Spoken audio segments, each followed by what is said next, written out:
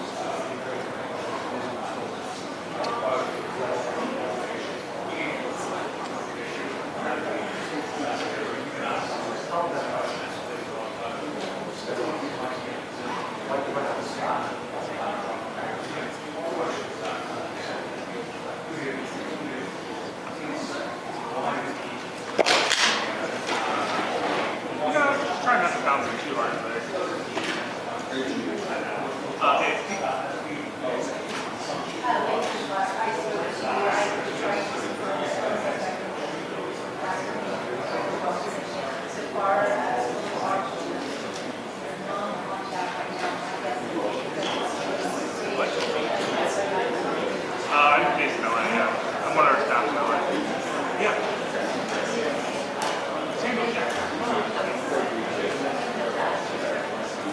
Yeah, sorry. Wow.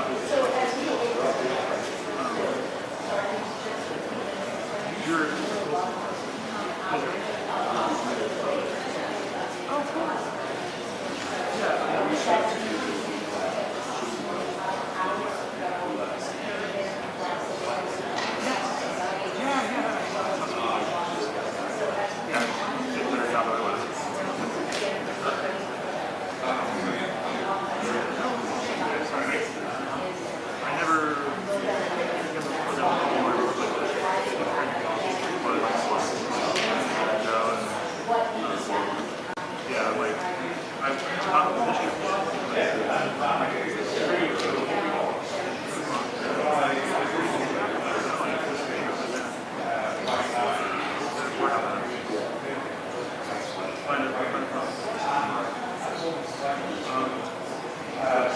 Actually, last time I had it here was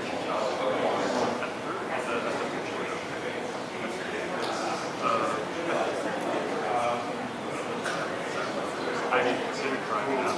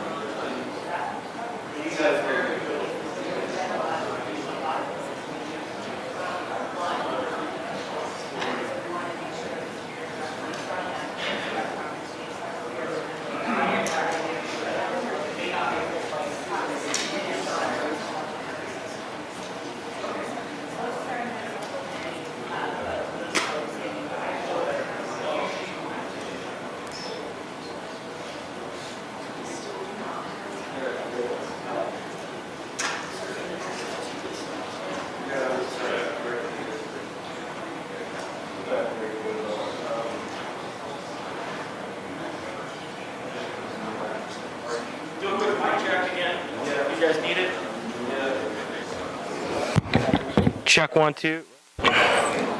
Check 1 2. Check mic check 1 2 3 4 5 6 7 8 9 10 1 2 3 4 5 6. We're hoping to get at least a 3-minute warning when they start walking, but we haven't got that yet. So 1 2 3 4 5 6 7. Everybody good? 1 2 3 4 5 6. Good.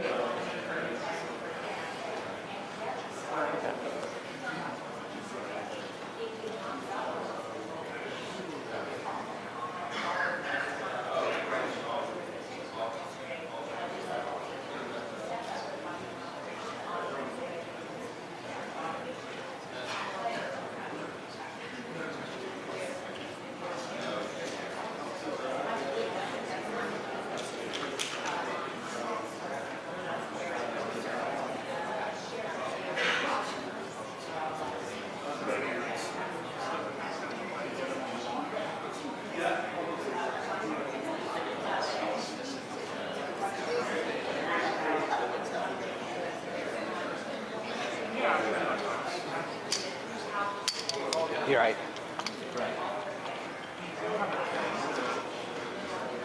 This is contact.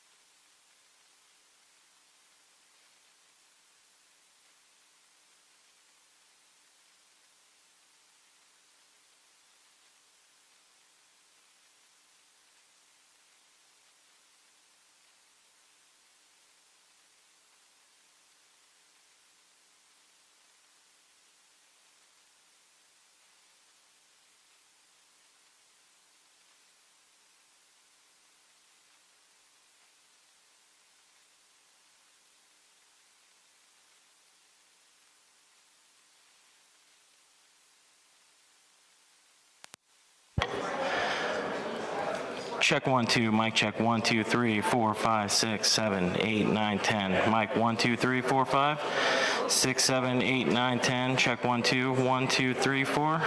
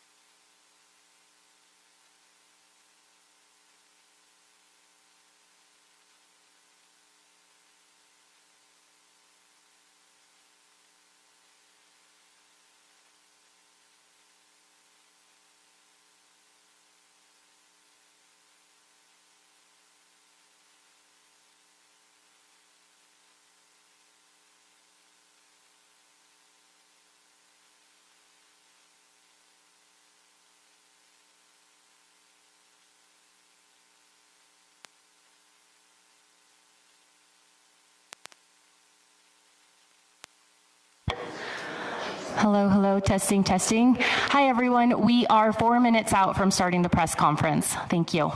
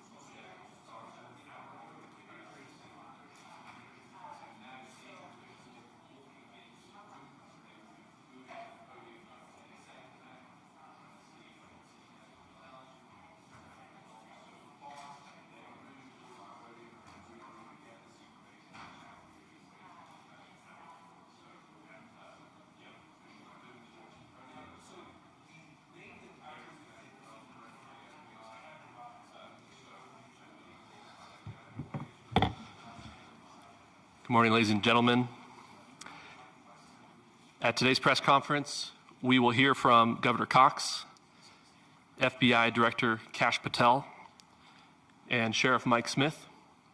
We also have with us Utah DPS Commissioner Bo Mason, Lieutenant Governor Deidre Henderson, FBI Special Agent in Charge Robert Bowles, and local and federal law enforcement partners. Following the remarks today, Governor Cox, Director Patel, and Commissioner Mason will take questions. Thank you.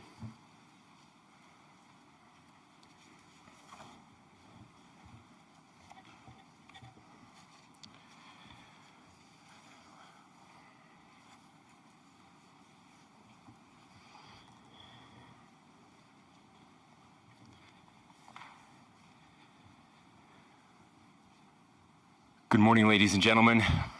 We got him.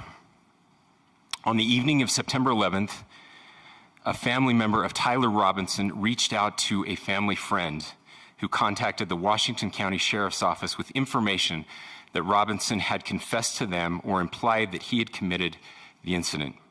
This information was relayed to the Utah County Sheriff's Office and scene investigators at Utah Valley University. This information was also conveyed to the FBI. Investigators reviewed additional video footage from UVU surveillance and identified Robinson arriving on UVU campus in a gray Dodge Challenger at approximately 8:29 a.m. on September 10th, in which he is observed on video in a plain maroon t-shirt, light-colored shorts, a black hat with a white logo, and light-colored shoes. When encountered in person by investigators in Washington County on September 12th, in the early morning hours, Robinson was observed in consistent clothing with those surveillance images. Investigators interviewed a family member of Robinson who stated that Robinson had become more political in recent years. The family member referenced a recent incident in which Robinson came to dinner prior to September 10th, and in the conversation with another family member, Robinson mentioned Charlie Kirk was coming to UVU. They talked about why they didn't like him and the viewpoints that he had.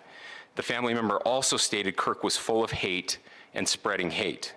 The family member also confirmed Robinson had a gray Dodge Challenger. Investigators identified an individual as the roommate of Robinson. Investigators interviewed that roommate, who stated that his roommate, referring to Robinson, made a joke on Discord. Investigators asked if he would show them the messages on Discord.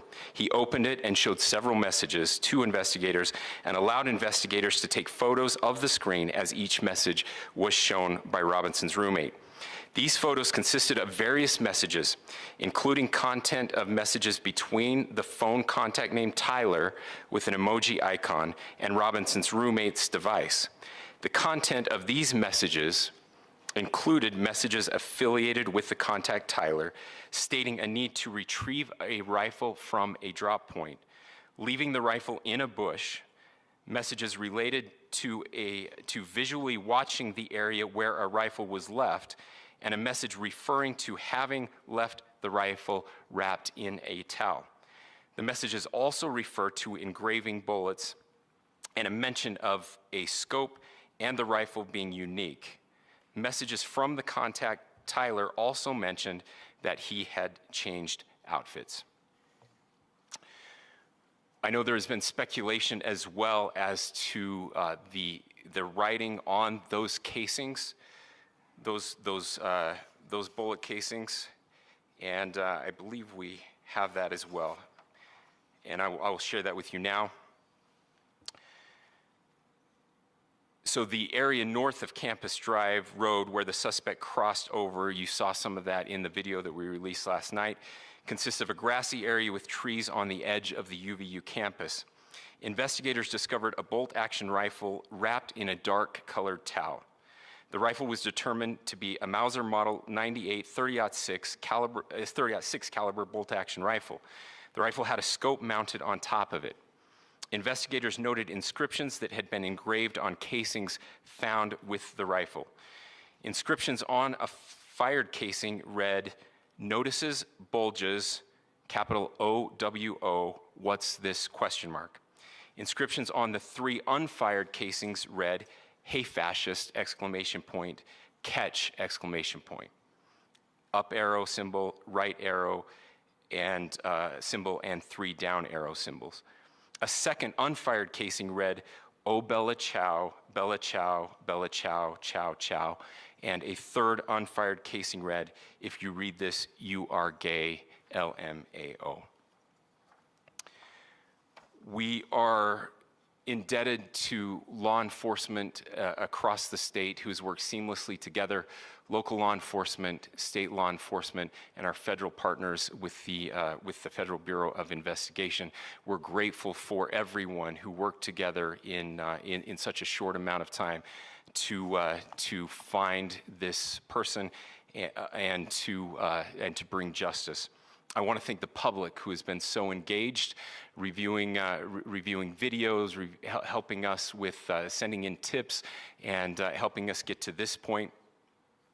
I want to thank the family members of Tyler Robinson who did the right thing in this case and were able to bring him into to law enforcement as well. I especially want to thank the family of Charlie Kirk, Erica, Charlie's parents, his children.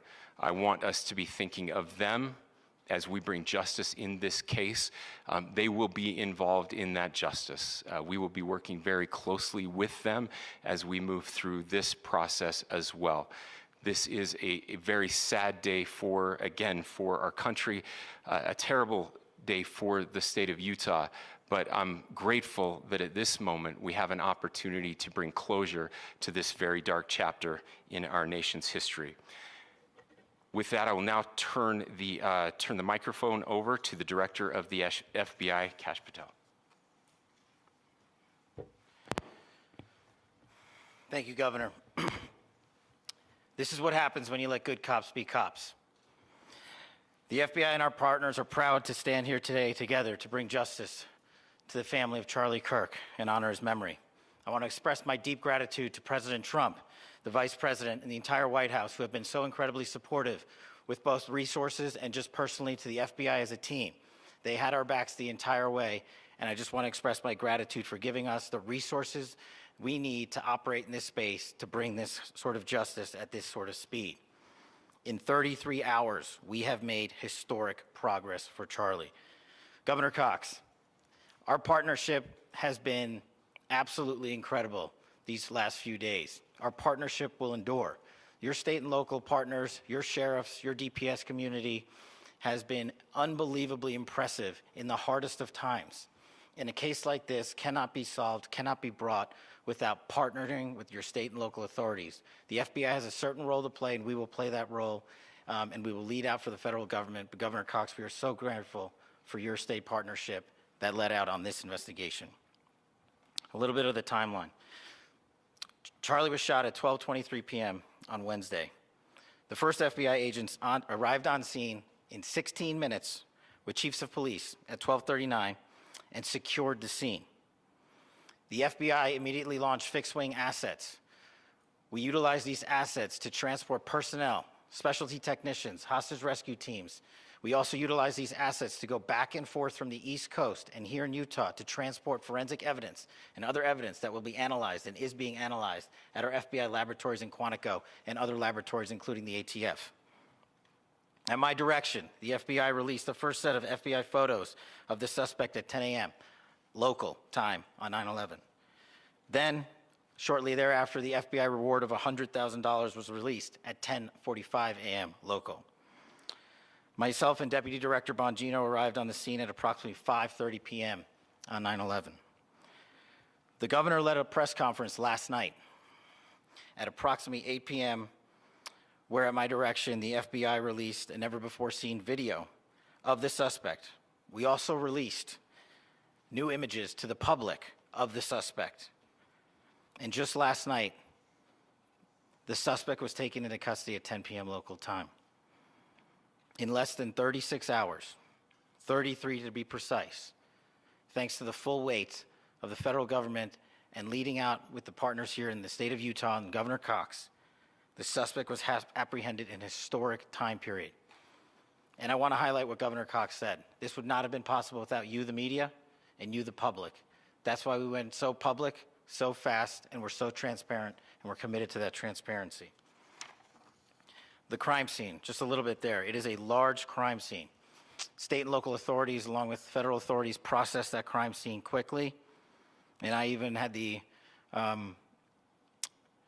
ability to walk through that crime scene and walk through the steps the suspect took to learn more about what was needed and what resources we needed to bear to create a full picture for the FBI and leadership back in Washington. Furthermore, thankfully to state and local partners, forensic evidence has been seized and continues to be garnered. Forensic evidence has already been evaluated at FBI laboratories in Quantico and state and local authorities here. We will continue to process evidence as we see it, as we collect it, and we will continue to deliver to Governor Cox and his team. Last night, we had a total of approximately 7,000 leads. As of this morning, thanks to your great work, we have over 11,000 leads that were called in to the FBI. And we are running out every single lead that we can. Every one of those leads will be run out. The arrest is a testament to the dedication of good law enforcement being great and partnerships in law enforcement, which I've tried to highlight as my tenure as the director of the FBI. There is no better relationship for law enforcement than the FBI to partner with state and local authorities, and you've seen it here in these last few days. The FBI Salt Lake field office, along with our offices in LA, Phoenix, Denver, San Antonio, Las Vegas, Pittsburgh, Buffalo, our headquarters component in Quantico, all participate in the FBI. I want to express my deep gratitude to the employees of the FBI, the men and women, the evidence response team tacticians, the special operators, the agents, the support staff. You have done monumental work in historic time when the public, who had a right to demand such an expeditious solving of an investigation, the FBI answered that call diligently, critically important to our nation, and we delivered. And I'm proud to be their leader, and I'm proud to be the director of the FBI.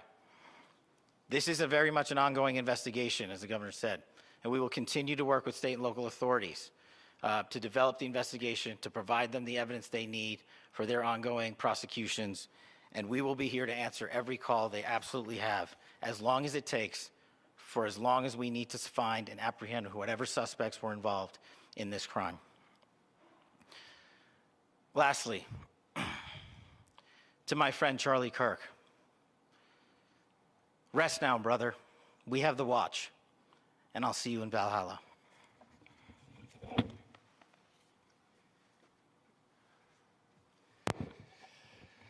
Thank you, and good morning. I would just like to take a few minutes as the sheriff to express my gratitude for everybody who has played a part in this investigation. As you know, it's been a vast, a complicated, and a very, very fast-paced investigation. You're looking at people standing up here who are running on, if they got an hour's sleep in the last couple of days, they're probably lucky. It has been very taxing. It has been so impressive, speaking on behalf of the local law enforcement, to see the cooperation that we've seen in this type of case. Across the state, sheriffs, chiefs, our state partners have stepped up and have come to the call on anything that we needed. Our county chiefs have been phenomenal. Our Utah County Attorney, Jeff Gray, who's standing up here with us, has been phenomenal in leading us through this investigation. I would like to thank the federal government for their resources, their assets. Our local team here, our FBI team, has been extraordinary in helping us work through this and bring this person to justice. Most of all, I would like to thank the public, and specifically, I would like to thank the public who turned to prayers and who turned to positiveness for us. I would like to thank them on behalf of the law enforcement community, because we needed those prayers. That's what we needed to get through this. We needed your support, and you gave it to us. We needed your patience, and you gave it to us. And I would like to thank you for the Kirk family, because that's what they need, is your support and your prayers, and that will get us through all of this. So thank you everybody for everybody that have stepped up. We've had such a phenomenal response to this. Thank you.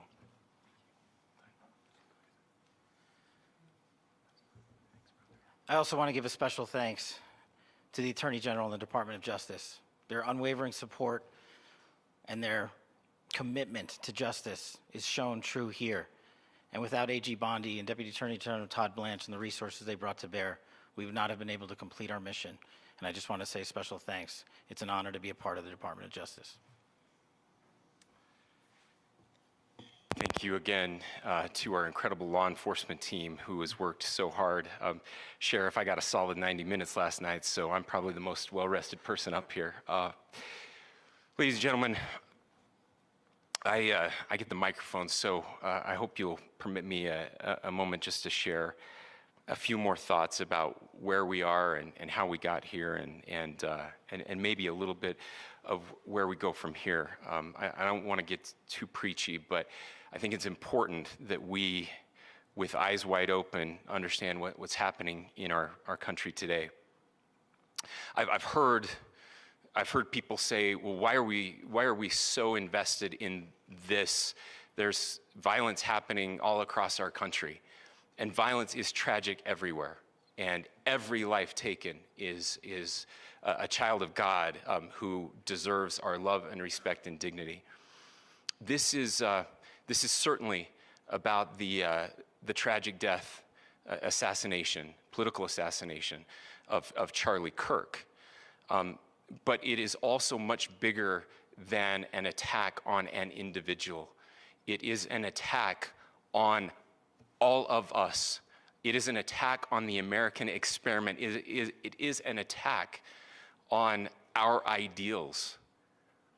This cuts to the very foundation of who we are, of who we have been, and who we could be in better times. Political violence is different than any other type of violence for lots of different reasons. One, because in the very act that Charlie championed of expression, that freedom of expression that is enshrined in our founding documents, in having his life taken in that very act, makes it more difficult for people to feel like they can share their ideas, that they can speak freely. We will never be able to solve all the other problems, including the violence problems that people are worried about, if we can't have a clash of ideas safely and securely. Even, especially those ideas with which you disagree. That's why this matters so much. Over the last 48 hours, I have been as angry as I have ever been, as sad as I have ever been. And it was, as anger pushed me to the brink, it was actually Charlie's words that pulled me back. I'd like to share some of those. And specifically right now, if I could, I need to talk to the young people in our state, in my state, and all across the country. As President Trump reminded me, he said, you know who really loved Charlie? The youths. And he's right. Young people loved Charlie, and young people hated Charlie.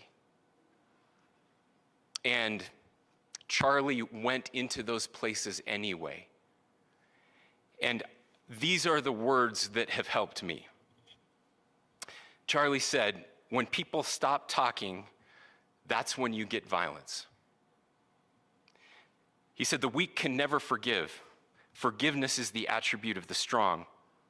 The only way out of the labyrinth of suffering is to forgive. Welcome without judgment, love without condition, forgive without limit. He said, always forgive your enemies. Nothing annoys them so much. A few months ago, I referenced this last night, Charlie posted to social media, when things are moving very fast and people are losing their minds, it's important to stay grounded. Turn off your phone, read scripture, spend time with friends, and remember, internet fury is not real life. It's going to be okay. He again said, when you stop having a human connection with someone you disagree with, it becomes a lot easier to commit violence. He said, what we as a culture have to get back to is being able to have a reasonable agreement, where violence is not an option.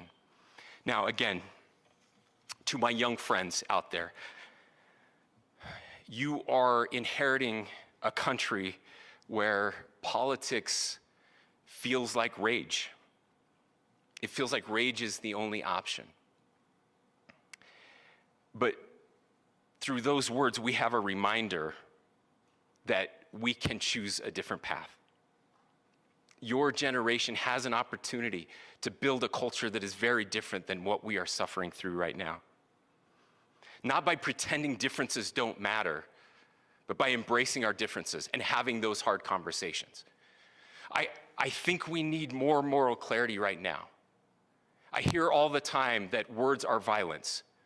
Words are not violence. Violence is violence. And there is one person responsible for what happened here. And that person is now in custody and will be charged soon and will be held accountable.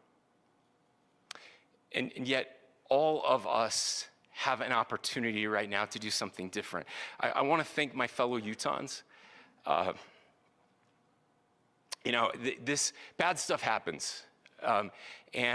For 33 hours, I was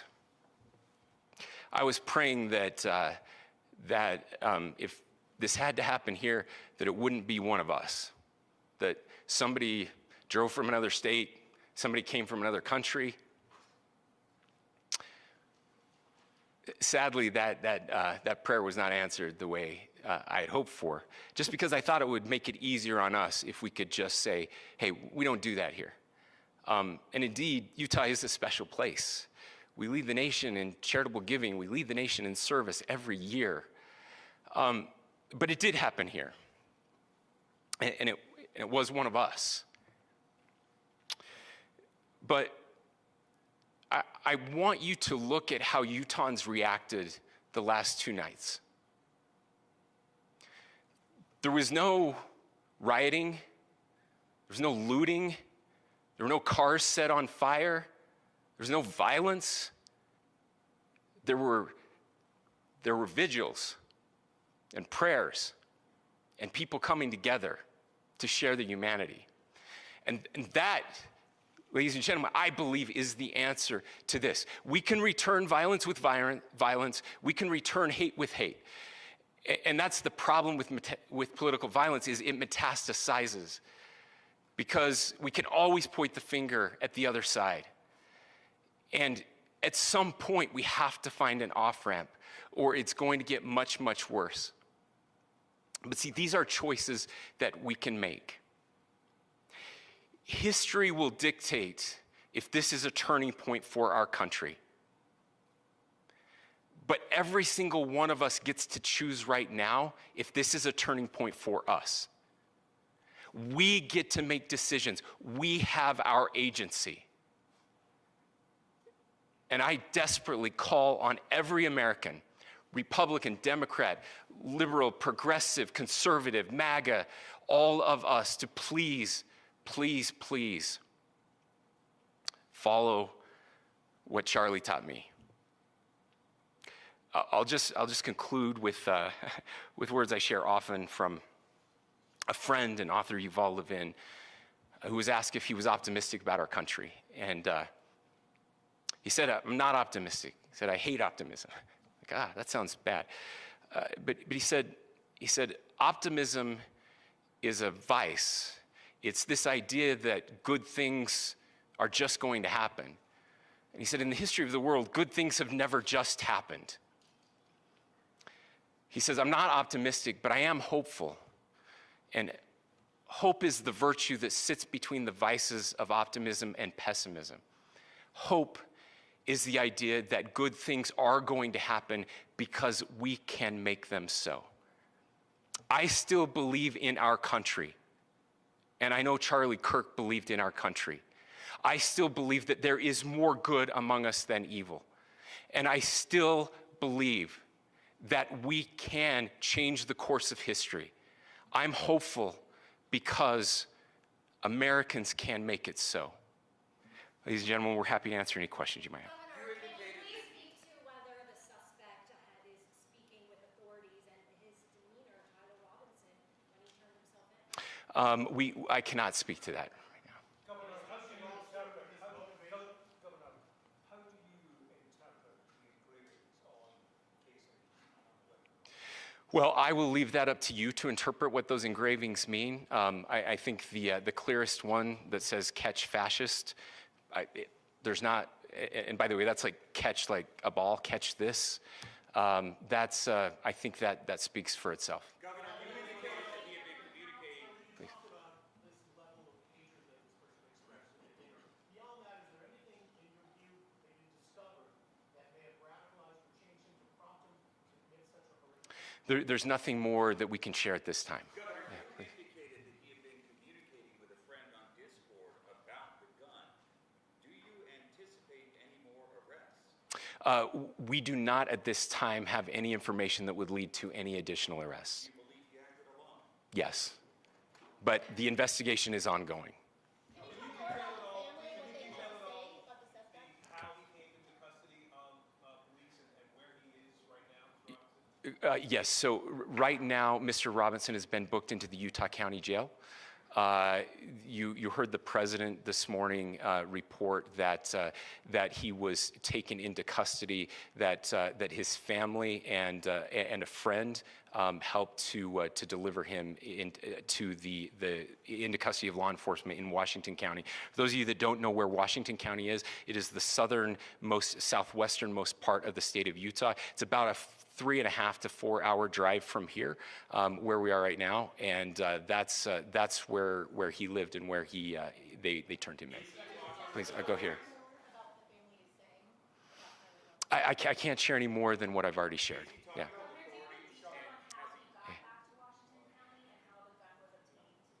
So how we obtained the gun? The gun was found here. So I don't have much more details on that. We do know that he drove. We had his car here on campus, and then we had his car going south back to the St. George. It's actually the city of Washington in Washington County. Is he talking with authorities and did he discuss a motive? I'm sorry? We don't have any information that would lead us to believe that. Yes, in fact, it was just released. Yes. Talking with authorities and did he discuss a motive? I can't answer that right now. Yeah, thank you. Over here.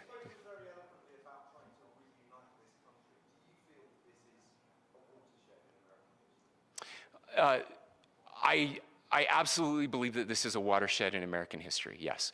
The question is what kind of watershed? And that chapter remains to be written. Is this the end of a dark chapter in our history or the beginning of a darker chapter in our history? Look, I mean, if you look at true political assassinations in this country of someone of this stature, this feels a lot like the late 60s. And having one so gruesomely displayed on camera in all of our hands and in all of our pockets, we are not wired as human beings biologically, historically. We have not evolved in a way that we are capable of processing those types of violent imagery. And by the way, we've seen another one with a gruesome stabbing very recently that went viral. This is not good for us. It is not good to consume. Social media is a cancer on our society right now. And I would encourage people to log off, turn off, touch grass, hug a family member, go out and do good in your community. That is happening, and it's happening organically right now. I had a friend in a small city in Utah who said, we're getting together, the Republicans and Democrats in my little town are getting together to have a discussion last night, just to find a way to find their better angels. So yes, this could be, I mean, again, you have to go back to JFK to have seen a video live of something like this happening. I wasn't born until 1975, but I know that things were really dark in the late 60s. Sorry to some of you. I know some of you were there. This is our moment. Do we escalate, or do we find an off-ramp? And again, it's a choice. It's a choice, and every one of us gets to make that choice. Two more questions right here. Could we clarify that the release of those enhanced images at 8 p.m., the timeline that Director Patel gave us, led to the arrest at 10 p.m.? Is there a direct connection between those two events? I cannot comment if there is a direct connection or not, but all I can say is that through some process, the family came to know that this had happened. One more thing, Governor. Could you just clarify the clothing issue you mentioned earlier? Was he changing outfits? Correct. Yes. So when he's first spotted on campus, he has different clothing on, and then he changes clothing on the roof, and then changed back into that clothing at some point, so that when he was apprehended, when he was arrested, the clothing matched the clothing he had on before the shooting here at UVU. Last question here. Yes. Suspect was from Utah. Can you kind of tell us a little bit more about where, and was he a student here at this university, and is there any history of mental illness? Yeah. So I don't have any information on the mental illness part. He was not a student here at UVU. He was living and had lived for a long time with his family in Washington County, in the southernmost part of our state. Thank you, everyone, for your great work in getting this information out. I would just say, process-wise, this may be important. I know many of you aren't familiar with the process in Utah. I think it's important that you understand that. Basically, we have 3 days for charging documents to be filed. A CI will be filed. We'll have more information then, more detailed information as those charging documents are filed in preparation for a preliminary hearing. So 3 days. So we would anticipate then that early next week those charging documents will be filed. We will obviously be working. The county attorney will be working very closely with Mr. Kirk's family as those documents and decisions are prepared and made. Thanks, everyone.